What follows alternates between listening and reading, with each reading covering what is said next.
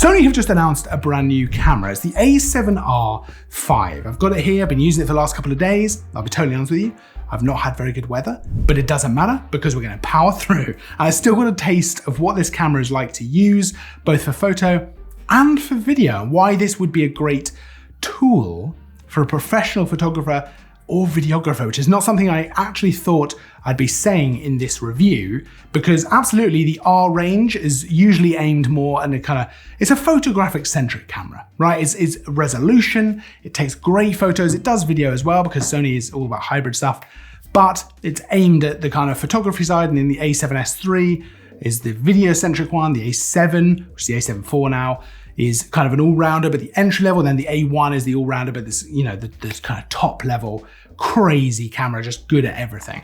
But the a7R V is actually very, very capable when it comes to video as well. There's some big upgrades over the a7R IV there. But other upgrades include things like autofocus, which again, is kind of a little bit surprising because the autofocus on Sony cameras is already so good. But there are some upgrades and they're noticeable when you use it as well. So let's get into some of the headline spec on this camera. Let's address the first thing straight away to get it over with, right? This is still a 61 megapixel sensor. And I think that initially that might feel a little bit disappointing, but actually it makes a lot of sense. 61 megapixels is already more megapixels than you'll realistically ever need for anything. So I think it's fine to keep with 61 megapixels. I actually genuinely think that there comes a point where you need to have a bit of a trade-off between megapixel count and file size. And 61 megapixels is already up there as a big old file size and a lot of detail and resolution to play around with. I don't know that it needs to go any higher than that. So might be initially a bit disappointing, but realistically, it actually probably makes a lot of sense. We do see some other advancements and upgrades to image quality generally, better low light capability, better auto white balance, better colors, which is all welcome news and great stuff. Where there are some big upgrades, like I mentioned earlier, we see video upgrades, we see in-body image stabilization upgrades, and autofocus. There's a new processor in this camera with AI, which allows for deep learning for the autofocus. That just means the subject recognition is improved and advanced again. And the reason that that was surprising to me initially was just because of how good Sony cameras are when it comes to autofocus. They are always the one that I rely on. I just know it's gonna work so well, and it's just been improved again. We'll get into that in a little bit. Otherwise, the actual feel of this camera is very, very similar to the a7R IV, but with everything you would probably come to expect from a Sony camera now. Sony are really kind of rounding out their range to feel quite similar, whether you have the a7 IV, the a7S III, the a7R Mark V. They're all very similar with things like the flip out screen. This actually does some slightly strange stuff like this, but essentially it's a bit of a flip out screen. You can turn it all the way around like that. The buttons are slightly raised as they are across the Sony range now, and it just feels very similar to all those other Sony cameras. So there's a certain look and feel and style to Sony cameras, which is now really solidified across the range. Now, like I said, that new processor with the AI makes a big difference to autofocus, but also things like low light capability and improved auto white balance, better color reproduction, and that includes for skin tones as well. Now, continuous shooting is still at 10 frames a second, but the buffer has increased, so you can certainly get more shots in your sequence of photos. Now, like I say, autofocus has had a big upgrade in this camera, and we now see this AI deep learning to make things like subject recognition much, much better. There's also more autofocus points. We're up to 693 with 79% coverage, and there's actually 100% coverage across what would be the APS-C area of the sensor. Now, that subject recognition means that things like human subject recognition are much, much improved.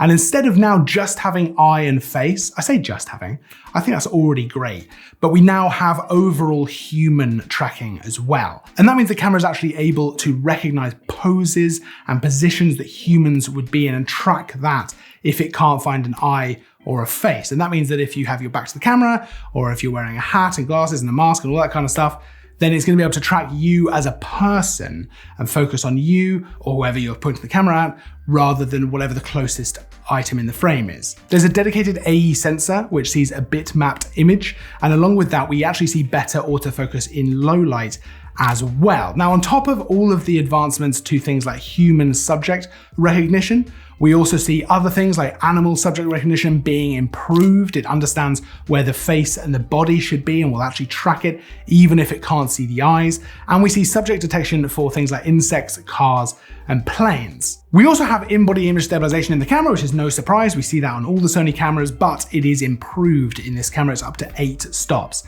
And I've got to tell you something.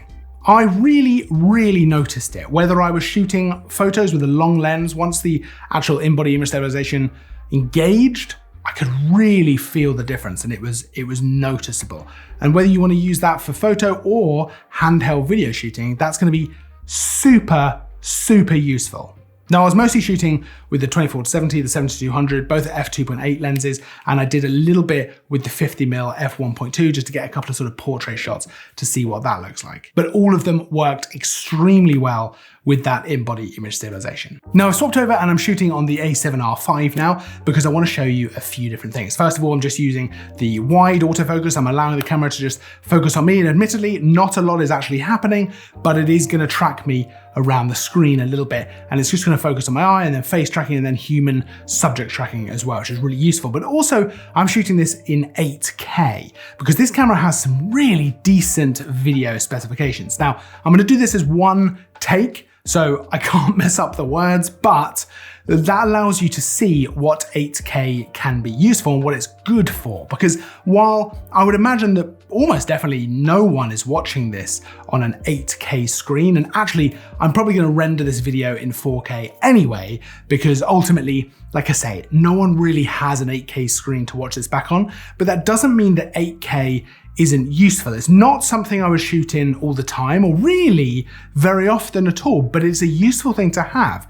And exactly why is what I'm doing in this shot. It allows you so much more detail, so much more resolution to play around with in your video shots. It allows you to add a bit of a slow zoom, which is what I'm doing now, or I might be zooming out. I haven't decided yet. I'll decide that in the editing.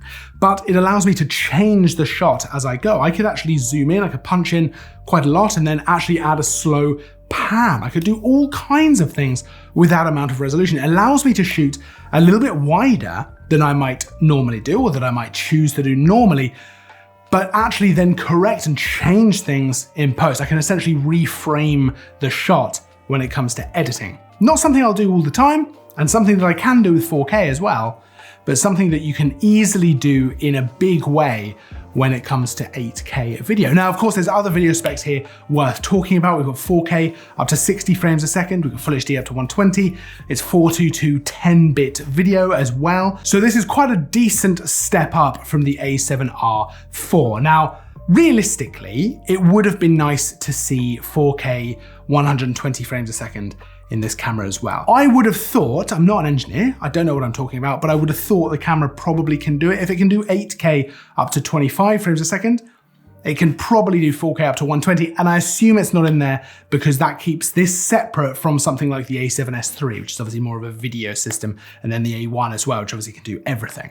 But you know, it's a shame not to see that in there, but we can still see some really good video specs in this camera, and this would absolutely be a camera I'd be very happy to use for professional video work for clients, whether it be interviews, promo videos, all kinds of stuff. I could absolutely see myself using this camera for that because it's very useful to have that available to you, even in a more photographic centric camera. Design wise, I've already kind of mentioned it, but we now see the flip out screen, which also does some other stuff. Sony are calling it a 4-axis screen. It does do all kinds of interesting things. It's also a very good looking screen. The resolution is nice and crisp, and it's nice and bright as well. And that goes for the EVF as well. This is a 9440K dot EVF. So very good looking. And that always helps when you're taking photos, whether you're out and about doing landscape, whether you're in the studio doing portraits, whatever it might be. We see 2 CF Express Type A cards in the camera as well, because of course we're dealing with large file sizes, we're dealing with that 10 frames a second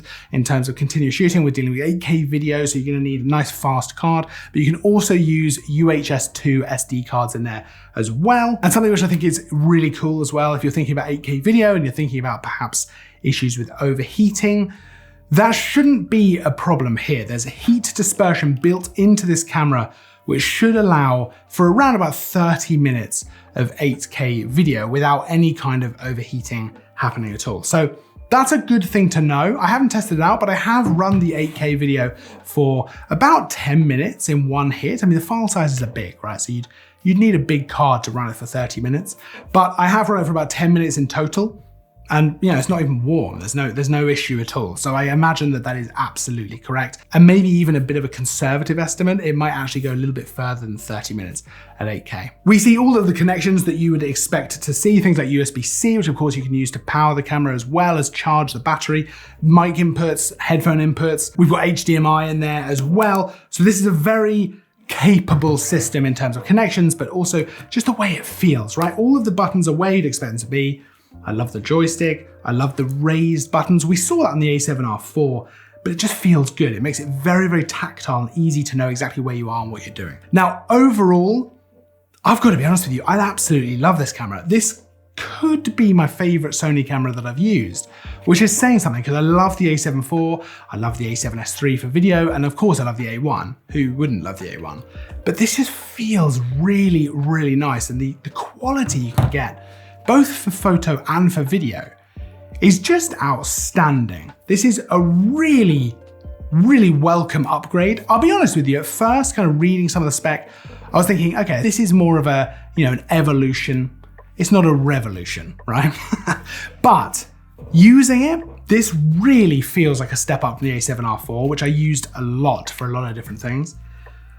And I really, really love it. Honestly, I don't have anything particularly negative to say apart from maybe 4K 120 would have been nice to see for video. I imagine it can probably do that with the new processor. But like I say, I'm not an engineer. That would have been nice to see. I understand why it's not in there to keep the different systems separate. But speaking as a hybrid video and photo shooter, it would have been nice to have that in the camera. Of course, some people might think it would have been nice to have a bigger megapixel count. I don't think that's much of a problem. That doesn't really bother me actually in the slightest. I appreciate when you first look at it, you think, 61 megapixels again.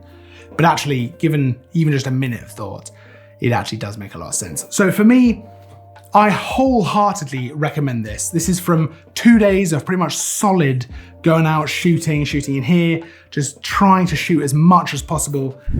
I have really, really loved the camera. Now you can check it out by following the link down in the description so you can go and check out the pricing and all that kind of stuff. The pricing is something I don't really talk about in these videos because it changes all the time and I don't know exactly what it's gonna be. So I want to review the camera as it is rather than what the price is. So absolutely head over there, check all that out. Don't forget to like and subscribe as well if you enjoyed the video because there's new content all the time, every week, multiple videos. I'll see you then, in the next video I mean. But until then, as always, thanks for watching.